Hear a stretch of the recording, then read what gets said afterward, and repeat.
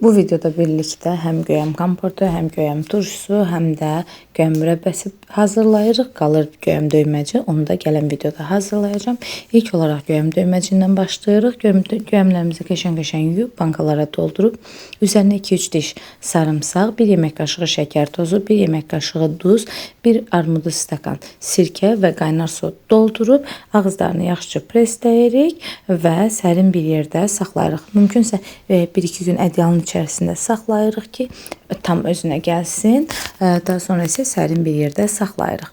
Yaxşıca da çeviririk ki, içərisindəki şəkər tozu və duz ərisin. Turşularımızın hazırlanmağı bu qədər asandır. Turşu ilə işimizi bitirib komportla davam edirik.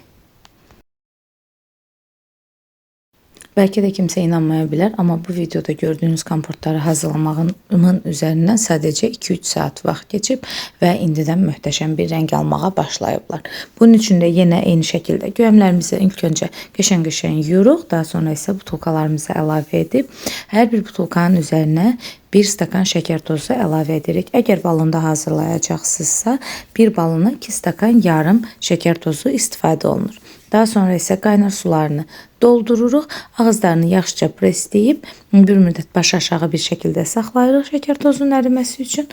Və turşuda olduğu kimi eyni qaydada bunları da 1-2 gün qaynar ədyalın içərisində saxlayırıq ki, daha yaxşı rənglərini versinlər və xarab olma ehtimallarını tamamilə sıfıra endirək. Beləcə soyuduqdan sonra isə bunları da sərin bir yerdə mühafizə edirik və keçirik mürəbbəmizin hazırlanmasına. Mürəbbəmizi hazırlamaq üçün ilk olaraq videoda mürəbbəmizin son halını görürsünüz. Necə dəndən qalıblar, heç birinə heç bir şey olmayıb. Bunu hazırlamaq üçün ilk olaraq eyni qaydada göyəmlərimizi qəşəng-qəşəng yuyuruq. Daha sonra isə bir iynə vasitəsilə göyəmlərimizə bol-bol deşiklər açırıq ki, həm suyunu yaxşı buraxa bilsinlər, həm də bişərkən qabıqları üzərindən çıxması, meyvələr partlamasınlar.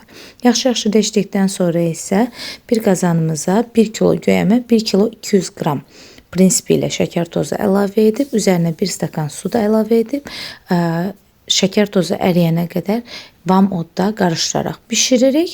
Şərbətimiz hazır olduqdan sonra isə İçərisindən meyvələrimizi əlavə edib yaxşıca şərbətə yediririk. Yəni heç bir meyvə açıqda qalmasın, şərbətsiz qalmasın prinsipi ilə qazanı sağından solundan yelləyərək meyvələrimizi bütün şərbətə bulayıb altını söndürürük. Meyvələr tamamilə soyuduqdan, şərbət tamamilə soyuduqdan sonra isə gür odda 15 dəqiqə bişiririk.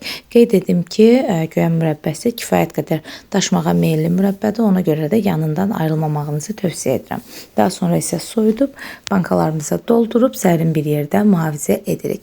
Kanalımda bu tərzdə və normal yeməklər olaraq çox sayda videolar var. İzləmək istəsəniz kanalıma daxil ola bilərsiniz. Özünüzə yaxşı baxın, hələlik.